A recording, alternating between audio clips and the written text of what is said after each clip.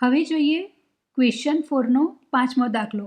પાંચમો દાખલાની રકમમાં વર્ગમૂળની સંખ્યા આપી છે. આ દાખલો ડાયરેક્ટ ગણતા પહેલાં એના બેઝિક પોઈન્ટ્સ જોઈ લઈએ કે જ્યારે આવી વર્ગમૂળવાળી સંખ્યા હોય તો આ સંખ્યા માટે સરવાળા, બાદબાકી, ગુણાકાર અને ભાગાકારમાં કેવા નિયમોનો ઉપયોગ થાય છે. પહેલાં જોઈશું સરવાળા અને બાદબાકીનો નિયમ. માની લો કે આ એક વર્ગમૂળમાં સંખ્યા આપી છે 3 અને બીજા વર્ગમૂળમાં પણ સંખ્યા આપી છે 3 અને આ બેનો સરવાળો કરવાનો છે. શું આ સરવાળો શક્ય છે? તો નિયમ લાગે છે કે બંને વર્ગમૂળમાં એક સરખી જ સંખ્યા લખેલી હોય તો જ એમનો સરવાળો શક્ય છે. તો √3 અને √3 આ પહેલું વર્ગમૂળ અને બીજું વર્ગમૂળ છે. તો અહીંયા જવાબ થાય કે પહેલા વર્ગમૂળમાં √3, બીજા વર્ગમૂળમાં √3. તો આ રીતની રકમનું સાદુરૂપ થાય 2√3. તમે આનો જવાબ √3 + √3 √6 આવો ના લખી શકો. ફરી એકવાર જોઈએ. માની લો કે પહેલા વર્ગમૂળમાં √3 છે, બીજા વર્ગમૂળમાં 2√3 છે. તો શું આનો સરવાળો શક્ય છે? તો વર્ગમૂળની સંખ્યા પહેલાં જોવાની કે વર્ગમૂળની સંખ્યા સરખી છે. જો અહીં 3 હોય અને અહીંયા 2 હોય તો સરવાળો શક્ય નથી. પણ અહીંયા બંને વર્ગમૂળમાં સંખ્યા એક સરખી આપી છે 3, તો આનો સરવાળો શક્ય છે. આ વર્ગમૂળની આગળ કશું જ નથી લખ્યું એટલે માની લો કે 1 લખ્યા છે અને આ વર્ગમૂળની આગળ 2 લખ્યા છે. તો 1√3 + 2√3 = 3√3. આ રીતે લખાય. હવે પહેલો દાખલો જોઈએ. √2 + √2. તો આનો જવાબ થાય 2√2. અહીંયા ગાડી તમને રેડ કલરથી હાઇલાઇટ કરીને રકમ લખી છે. પહેલા વર્ગમૂળમાં લખ્યું છે 2 અને બીજા વર્ગમૂળમાં લખ્યું છે 3. તો આ સંખ્યાનો સરવાળો શક્ય નથી. આ સંખ્યાને આ જ રીતે લખી શકાય √2 + √3. આનું આગળ કોઈ સાદુરૂપ શક્ય નથી. તમે 2 અને 3નો સરવાળો આ રીતે 5 ના લખી શકો. પ્લસ √2ની સાથે જો √2 લખ્યું હોય તો સરવાળો શક્ય હતો. √3 સાથે √3 લખ્યું હોત તો સરવાળો શક્ય હતો. પણ આ અલગ અલગ સંખ્યા છે એટલે આનું સાદુરૂપ અપાય નહીં. બાદબાકી જોઈએ. પહેલા વર્ગમૂળમાં √2 છે, બીજા વર્ગમૂળમાં √2 છે. બંને વર્ગમૂળની સંખ્યા સરખી છે તો સાદુરૂપ સરવાળા અને બાદબાકીનું અપાશે. અહીં √2માંથી √2 જાય તો જવાબ આવશે 0. એના પછીનું પદ જોઈએ. 3√5 વર્ગમૂળની અંદર 5 લખ્યા છે. અહીંયા ગાડી પણ વર્ગમૂળની અંદર 5 લખ્યા છે. ટૂંકમાં વર્ગમૂળની અંદર લખેલી સંખ્યા સરખી છે તો આ સ્ટેપનું સાદુરૂપ અપાશે. અહીં બાદબાકી કરવાનું કીધું છે એટલે કે 3√5માંથી 2√5 બાદ કરવાના છે તો જવાબ આવશે 1√5. √5 એઝ ઇટ ઇઝ અને 3માંથી 2 જાય તો 1. એટલે આ રીતે આનું સાદુરૂપ આવ્યું √5. બીજી બે સંખ્યા તમે જોઈ શકો છો કે હાઇલાઇટ કરીને બતાવી છે. અહીંયા વર્ગમૂળમાં 7 લખ્યા છે અને અહીંયા વર્ગમૂળમાં 5 લખ્યા છે. તો ના આનો સરવાળો શક્ય છે ના આની બાદબાકી. ટૂંકમાં આ સ્ટેપ એઝ ઇટ ઇઝ જ લખાશે. બીજું સ્ટેપ જોઈએ.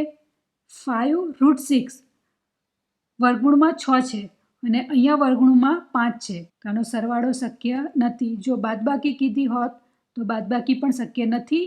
આ સ્ટેપ આ જ રીતે લખાય. એના પછી જો વર્ગમૂળમાં 6 આપ્યું છે અને અહીંયા વર્ગમૂળમાં 6 છે. ટૂંકમાં વર્ગમૂળની સંખ્યા સરખી છે તો સરવાળો શક્ય થશે. સરવાળામાં છે પહેલા વર્ગમૂળની આગળ 5, બીજા વર્ગમૂળની આગળ 6. તો 5 અને 6નો સરવાળો થશે 11√6. તો આ દાખલાનો જવાબ આવશે 11√6. આ જોઈ લઈએ. અહીંયા વર્ગમૂળમાં 2 લખ્યા છે અને વર્ગમૂળમાં 5. તો આનો સરવાળો શક્ય નથી. ટૂંકમાં આપણે સરવાળા બાદબાકીનો કયો નિયમ શીખ્યા કે બે વર્ગમૂળ આપે અને બંને વર્ગમૂળમાં એક જ સરખી રકમ હોય તો જ એમનો સરવાળો પણ શક્ય છે અને એમની બાદબાકી પણ શક્ય છે. જો અલગ અલગ વર્ગમૂળમાં સંખ્યા હોય તો એમનો સરવાળો કે બાદબાકી શક્ય નથી. આ સ્ટેપ આ જ રીતે લખાય. હવે વર્ગમૂળમાં ગુણાકાર અને ભાગાકાર જોઈ લઈએ. વર્ગમૂળમાં 2 ગુણ્યા વર્ગમૂળમાં 2. તો આનો જવાબ આ રીતે લખાય. વર્ગમૂળમાં 2 ગુણ્યા 2 એટલે કે વર્ગમૂળમાં 4 અને 4નું વર્ગમૂળ આવે 2. તો √2 × √2 2 મળે. એ જ રીતે √5 × √5 હોય તો 5 મળે. √3 ઇન્ટુ √3 કરવાનું હોય તો 3 મળે. ટૂંકમાં એક જ સરખી રકમ હોય અને એનો ગુણાકાર કરવાનો હોય તો વર્ગમૂળ નીકળી જાય અને એ સંખ્યા પોતે થાય. ફરીથી એક ઉદાહરણ જોઈ લઈએ. વર્ગમૂળમાં 7નો ગુણાકાર વર્ગમૂળમાં 7 સાથે કરીએ તો જવાબ મળે 7.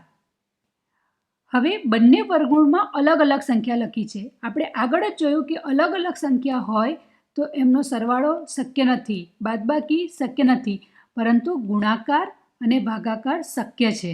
√2 ગુણ્યા √3 એટલે વર્ગમૂળ આ રીતે એકવાર લખવાનો અને તમારે બંને સંખ્યાને વર્ગમૂળમાં આ રીતે લખી શકાય. સરવાળામાં કે બાદબાકીમાં આ રીતે નહીં લખાય. તો તમારો જવાબ આવ્યો √6. આનો જવાબ આવશે √15. આનો જવાબ આવશે 5નો 4 સાથેનો ગુણાકાર થઈ જાય √20. બંને રકમ સરખી છે તો ગુણાકારમાં જવાબ આવશે 5. ભાગાકારનો નિયમ જોઈ લઈએ. ઉપર √2 છે, નીચે પણ √2 છે, તો ઉપર અને નીચેથી √2 કેન્સલ થશે અને એમનો જવાબ આવશે 1. સેમ સ્ટેપ અહીંયા √2ની જગ્યાએ √5 આપીને બતાવ્યું છે એટલે આમનો આન્સર આવશે 1. હવે છેલ્લા સ્ટેપને જુઓ. અહીંયા વર્ગમૂળમાં 5 આપ્યું છે અને નીચે વર્ગમૂળમાં 2 આપ્યું છે. તો આ બે અલગ અલગ સંખ્યા છે. √5 √2 સાથે ના ઉડે. બીજું કે આ 2 સાદા છે અને અહીંયા 2 વર્ગમૂળમાં છે. અહીંયા આપણે લખીને સમજીએ. 2 √5 છે અને 5 √2 છે. આ 2 આની સાથે ના ઉડે કે આ 5 સાથે ના ઉડે, કારણ કે આ 5 વર્ગમૂળની અંદર આપેલા છે, આ 5 સાદી સંખ્યા છે. એવી જ રીતે વર્ગમૂળમાં 5 અને વર્ગમૂળમાં 2 એકબીજા સાથે ઉડી નહીં શકે. તો આ સ્ટેપ એઝ ઇટ ઇઝ લખાશે. તો આ બેઝિક પોઈન્ટ સમજી લીધા પછી હવે આપણે ક્વેશ્ચન 5, 6 વગેરે સોલ્વ કરીશું તો તમને ઇઝી રહેશે. ક્વેશ્ચન 5. રકમ વાંચીએ. 3, 3 + √2, 3 + 2 √2, 3 + 3 √2 આવી 4 સંખ્યા આપી છે. એટલે આપણે એની નીચે A1, A2, A3 અને A4 લખી દઈએ છીએ. નેક્સ્ટ સ્ટેપ છે આપણે ચેક કરવાનું કે આ લોકોની બાદબાકી એક સરખી આવે છે. તો પહેલાં લઈશું A2 - A1. તો અહીંયા લખીને બતાવ્યું છે કે A2 - A1. અહીંયા A2ની કિંમત છે 3 + √2 જે લખ્યા છે, -A1. A1ની જગ્યાએ 3 લખાયા. હવે +3 અને -3 કેન્સલ થશે એટલે આપણો જવાબ આવ્યો √2. બીજી બાદબાકી જોઈએ. A3 - A2. A3ની જગ્યાએ લખાશે 3 + 2 √2. આ રીતે માઇનસની નિશાની. હવે માઇનસ કરવાના હોવાથી બીજી સંખ્યા 3 + √2ને તમારે કમ્પલસરી કૌંસમાં લખવી પડશે. જો તમે કૌંસ નહીં કરો અને આ રીતે લખશો, જેમ કે 3 + 2 √2 - 3 + √2, તો તમારો દાખલો ખોટો થશે, કારણ કે આનો મતલબ કે માઇનસ ફક્ત 3 સાથે લાગ્યું છે. જ્યારે કૌંસ કરીને લખવાથી માઇનસની નિશાની આખા કૌંસને મળે. તો આ રીતે બે સંખ્યા હોય તો એને આવી રીતે કૌંસ કરવો જરૂરી છે કે જે માઇનસની નિશાની અંદર ગુણાય તો બધાની નિશાની બદલાશે.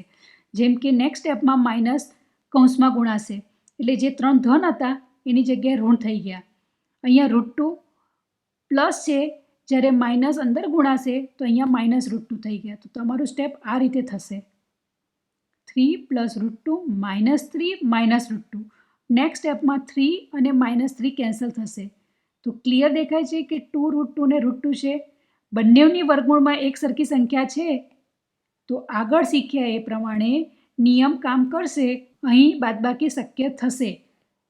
2 √2 માંથી 1 √2 જાય તો 1 √2 રહે. તો આપણો જવાબ આવ્યો √2. આ પદ લખવામાં IMP વસ્તુ છે કે તમારે કૌંસ કરવો જરૂરી છે. સેમ બાદબાકી હવે થશે A4 - A3. A4માં લખાશે 3 + 2 √2 અને A3ની જગ્યાએ લખાશે 3 + 2 √2. આ રીતે કૌંસમાં લખ્યું. નેક્સ્ટ સ્ટેપમાં આ બહારની માઇનસ નિશાની કૌંસમાં ગુણાશે એટલે બંનેની નિશાની બદલાઈ જશે. જે 3 છે એની જગ્યાએ માઇનસ થશે. આ +2 √2 છે એની જગ્યાએ -2 √2 થશે. આગળ સાદુરૂપ આપીશું તો 3 અને -3 કેન્સલ થશે એટલે દેખાય છે 3 √2 - 2 √2. અગેન નિયમ યાદ કરો, રૂટમાં જે સંખ્યા છે એ બંનેમાં સરખી છે એટલે કે બાદબાકી શક્ય થશે. 3√2માંથી 2√2 જાય તો આવ્યા √2. આમ અહીં ak+1 માઇનસ ak હંમેશા સમાન મળે છે એટલે કે સામાન્ય તફાવત સરખો છે. માટે આપેલ શ્રેણી સમાંતર શ્રેણી છે અને ડીની જગ્યાએ આપણાને મળ્યા √2. ડીનો જવાબ √2 લખાયો. આગળ હવે પાંચમું પદ શોધવાનું. તો પાંચમા પદ માટે ચોથા પદની કિંમત લેવાની છે 3 + 3√2. પાંચમા પદનું સૂત્ર લખીએ. ચોથું પદ વત્તા ડી. ચોથા પદની કિંમત લખાઈ 3 + 2√2 જે તમને આપેલી જ છે. ડીની કિંમત આપણે શોધી √2. તો હવે નેક્સ્ટ સ્ટેપમાં આ 3 અને આ 3નું સાદુરૂપ ના અપાય. આ 3 વર્ગમૂળ સાથે જોડાયેલા છે એટલે આવું જ √2 વાળું બીજું વર્ગમૂળ છે કે નહીં? તો અહીં છે. તો માટે 3√2 ને √2નું સાદુરૂપ અપાશે 4√2, 3 એઝ ઇટ ઇઝ. તો આ રીતે આપણો જવાબ મળ્યો 3 + 4√2. આ આપણું પાંચમું પદ છે જે છઠ્ઠું પદ શોધવા માટે કામ લાગશે. છઠ્ઠા પદનું સૂત્ર પાંચમું પદ વત્તા ડી. પાંચમા પદની કિંમત મૂકી જે અહીંયા મળી છે આપણાને. ડીની કિંમત √2 આગળ શોધી. નેક્સ્ટ સ્ટેપ √2નો √2 સાથે સાદુરૂપ અપાશે એટલે કે 4√2 + √2 થશે 5√2. 3 એઝ ઇટ ઇઝ લખાશે. તો આ આપણું છઠ્ઠું પદ થયું. હવે સાતમા પદમાં છઠ્ઠા પદનો ઉપયોગ કરીશું. 3 + 5√2. ડીની કિંમત છે √2.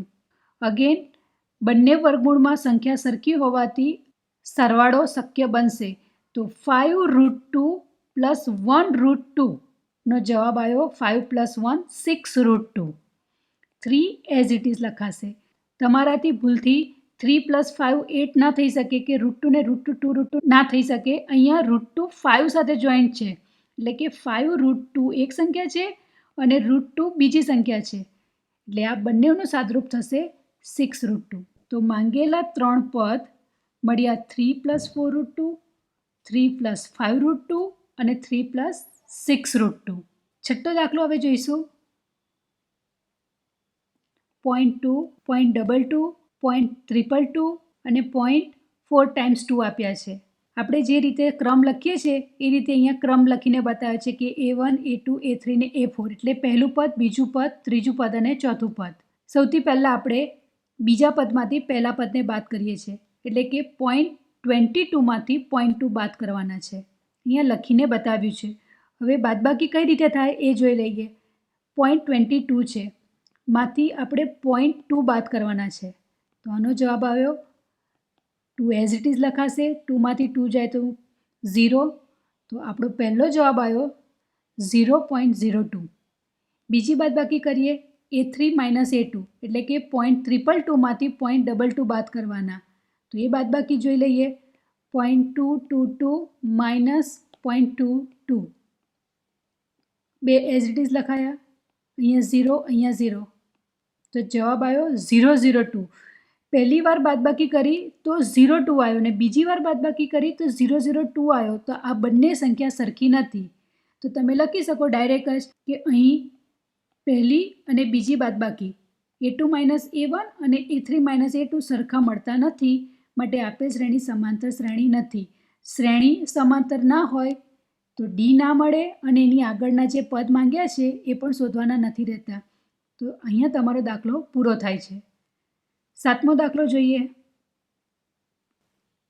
રકમ છે 0, -4, -8 અને -12.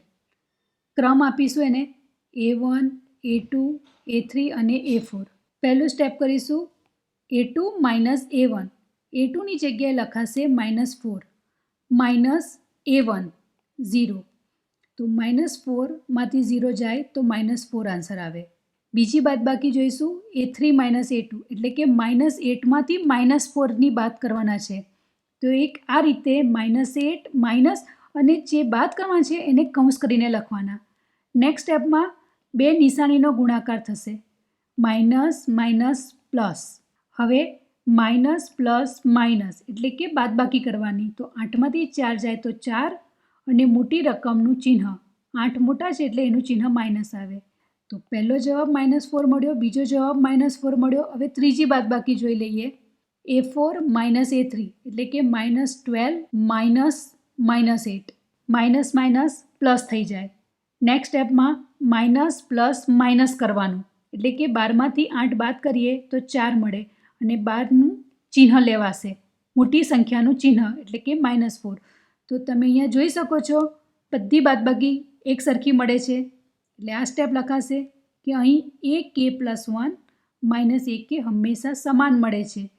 સામાન્ય તફાવત હંમેશા સમાન મળે છે માટે આપેલ શ્રેણી સમાંતર શ્રેણી છે અને સમાંતર શ્રેણી મળી એટલે ડીની કિંમત લખાશે જે તમારો સરખો જવાબ આવ્યો હોય તે એટલે કે ડી બરાબર -4. નેક્સ્ટ આપણે પાંચમું પદ શોધવાનું. પાંચમા પદમાં ચોથા પદની કિંમત લેવાશે -12. સૂત્ર લખ્યું છે પાંચમું પદ બરાબર ચોથું પદ વત્તા ડી. ચોથા પદની કિંમત લખી -12 જે આપેલી છે રકમમાં. ડીની કિંમત -4 જે આપણે શોધી. નેક્સ્ટ સ્ટેપમાં બે નિશાનીનો ગુણાકાર થાય એટલે કે પ્લસ માઇનસ માઇનસ. હવે સરવાળો કરવાનો કે બાદબાકી એના માટે આ રીતે નિશાનીની વાત કરવાની. માઇનસ માઇનસ પ્લસ થાય તો સરવાળામાં થશે 12માં 4 ઉમેરવાનું એટલે કે 16, મોટી રકમનું ચિહ્ન. એ જ રીતે -16નો ઉપયોગ કરીને આપણે છઠ્ઠું પદ શોધીશું. પાંચમું પદ વત્તા D plus minus minus minus minus plus એટલે કે 16માં 4 ઉમેરવાથી 20, મોટી રકમનું ચિહ્ન. છઠ્ઠું પદ મળ્યું જેનો ઉપયોગ સાતમા પદ શોધવા માટે થશે. છઠ્ઠું પદ plus D plus minus minus. Next સ્ટેપમાં શું બોલવાનું? માઇનસ માઇનસ પ્લસ એટલે કે 20માં 4 ઉમેરવાના 24, 20 મોટા છે એની નિશાની લાગશે એટલે -24. ફાઇનલ આન્સર લખીશું. માંગેલા ત્રણ પદ -16, -20 અને -24 છે. આગળનો દાખલો જોઈએ. આઠમો દાખલો માઇનસની સાઇન પણ આપી છે અને અપૂર્ણાંક સ્વરૂપ પણ આપ્યું છે. તો આ દાખલો ધ્યાનથી જોવો પડશે. રકમ આપી છે -1/2, -1/2, -1/2, -1/2. આપણે ક્રમ આપીશું એમને A1, A2, A3 ને A4. પહેલું સ્ટેપ કરીશું A2 - A1. A2ની જગ્યાએ લખાશે -1/2 જે અહીંયા લખીને બતાવ્યા છે. બાદબાકીનું ચિહ્ન અને પછી A1માં પણ માઇનસની નિશાની છે એટલે એને આ રીતે કૌંસ કરીને બતાવ્યો છે કે જેથી નેક્સ્ટ સ્ટેપમાં આ માઇનસ અને આ માઇનસની ગુણાકાર થાય અને માઇનસ માઇનસનો ગુણાકાર થાય તો ચિહ્ન બદલાઈ જાય, પ્લસ થઈ જશે. -1/2 +1/2 રકમ સરખી છે, ચિહ્ન વિરુદ્ધ છે માટે આ રકમ કેન્સલ થાય. આ રીતે -2 + 2 = 0 અથવા તો 2 - 2 = 0 થાય. તો અહીંયા પહેલો જવાબ મળ્યો 0. આ જ રીતે રકમ બદલાતી નથી. રકમમાં 1/2 માઇનસ સેમ જ રહે છે એટલે આ બાદબાકી અને આ બાદબાકી બંનેનો જવાબ એક જ સરખો મળશે 0. ટૂંકમાં અહીંયા ગાડી ત્રણેય વખત તફાવત એક સરખો મળ્યો. વાક્ય લખીશું. અહીં AK+1 - AK એટલે કે સામાન્ય તફાવત હંમેશા સમાન મળે છે માટે આપેલી શ્રેણી, આપેલી સંખ્યાની યાદી સમાંતર શ્રેણી થાય છે. સમાંતર શ્રેણી થાય એટલે ડી મળે. અહીં તમે ત્રણેય બાદબાકીનો જવાબ એક સરખો મળ્યો છે 0 એ આપણો ડી કહેવાય એટલે કે ડી બરાબર 0. ડીની કિંમત 0 અને ચોથા પદની કિંમત -1/2 લઈ અને આપણે પાંચમું પદ શોધીશું. પાંચમા પદનું સૂત્ર ચોથું પદ વત્તા ડી. ચોથા પદની જગ્યાએ લખાયું -1/2, ડીની જગ્યાએ લખાયું 0 તો આનું સાદરૂપ થાય -1/2. પાંચમા પદની કિંમત લખવાની, ડીની જગ્યાએ 0 લખવાનો એટલે છઠ્ઠું પદ પણ -1/2 મળશે. ફરીથી -1/2 છઠ્ઠું પદ તરીકે લખાશે. ડીની જગ્યાએ 0 એટલે ફરી -1/2 મળશે જે આપણું સાતમું પદ મળશે. તો ફાઇનલ આન્સર લખીશું. માંગેલા ત્રણ પદ -1/2 એટલે કે પાંચમું પદ પણ -1/2, છઠ્ઠું પદ પણ -1/2 અને સાતમું પદ પણ -1/2 મળ્યા. નવમો દાખલો જોઈએ. રકમ આપી છે 1, 3, 9, 27 ક્રમ આપીશું એમને A1, A2, A3 અને A4. પહેલી બાદબાકી થશે A2 માઇનસ A1 એટલે કે 3 માઇનસ 1 આન્સર મળશે 2. બીજી બાદબાકી થશે A3 માઇનસ A2 એટલે કે 9માંથી 3 બાદ કરવાના 9 માઇનસ 3 ઇઝ ઇક્વલ ટુ 6. પહેલી બાદબાકી 2 મળે છે, બીજી બાદબાકી 6 મળે છે. તો હવે આગળ ચેક કરવાનું રહેતું નથી કારણ કે તફાવત એક સરખો મળવો જોઈએ જે અહીંયા મળતો નથી. તો તમે લખી શકો અહીંયાથી કે પહેલી બાદબાકી અને બીજી બાદબાકી સરખી મળતી નથી, નોટ ઇક્વલ ટુ. માટે આપેલ શ્રેણી સમાંતર શ્રેણી નથી. એટલે ડી પણ શોધવાનો ના રહ્યો અને આગળનું 5મું પદ, 6ઠ્ઠું પદ અને 7મું પદ પણ શોધવાનું નથી રહેતું. અહીં તમારો દાખલો પૂરો થાય છે. 10મો દાખલો જોઈએ. રકમ છે A, 2A, 3A અને 4A. ક્રમ આપીશું એમને A1, A2, A3 અને A4. પહેલું સ્ટેપ હશે A2 માઇનસ A1. 2Aમાંથી A બાદ થશે તો અહીંયા લખીને બતાવ્યું છે કે 2Aમાંથી A જાય તો A કે રહે. બીજું પદ રહેશે આપણું A3 માઇનસ A2 અને એમાં A3ની જગ્યાએ લખાશે 3A અને A2ની જગ્યાએ લખાશે 2A. અહીં બતાવ્યું છે 3Aમાંથી 2A જાય તો જવાબ મળે A. છેલ્લી બાદબાકી રહેશે A4 માઇનસ A3 એટલે 4Aમાંથી 3A બાદ થશે તો પણ જવાબ મળશે A. તો અહીં 3 વખત સામાન્ય તફાવત એક સરખો મળે છે. એટલે આ વાક્ય લખાશે કે અહીં AK પ્લસ 1 માઇનસ AK એક સરખો મળે છે. તેના લીધે આપેલ શ્રેણી સમાંતર શ્રેણી છે અને સમાંતર શ્રેણી હોય તો આપણે ડી શોધવો પડે. તો ડીની કિંમત મળશે જે એક સરખો તફાવત મળ્યો છે તે એટલે કે A. તો અહીંયા બતાવ્યું છે કે ડી બરાબર A. ડીની જગ્યાએ A લેવાનું અને ચોથું પદ એમણે આપ્યું છે 4A. તો આનો ઉપયોગ કરી અને આપણે 5મું પદ શોધીશું. 5મું પદ બરાબર ચોથું પદ વત્તા ડી. ચોથા પદની જગ્યાએ લખાયું 4A, ડીની કિંમત મળી A. 4Aમાં એક A ઉમેરવાથી જવાબ આવે 5A. 5Aની કિંમત અહીંયા લખાશે 5મા પદમાં અને એમાં ડી ઉમેરાશે એટલે મળશે 6A. તો આપણું થયું 6ઠ્ઠું પદ. 7મું પદ શોધવા 6ઠ્ઠા પદની કિંમત લખી, ડીની કિંમત લખી, આ બેનો ટોટલ કરીશું તો થશે 7A. તો આ થયું આપણું 7મું પદ. તો માંગેલા 3 પદ 5A, 6A અને 7A છે.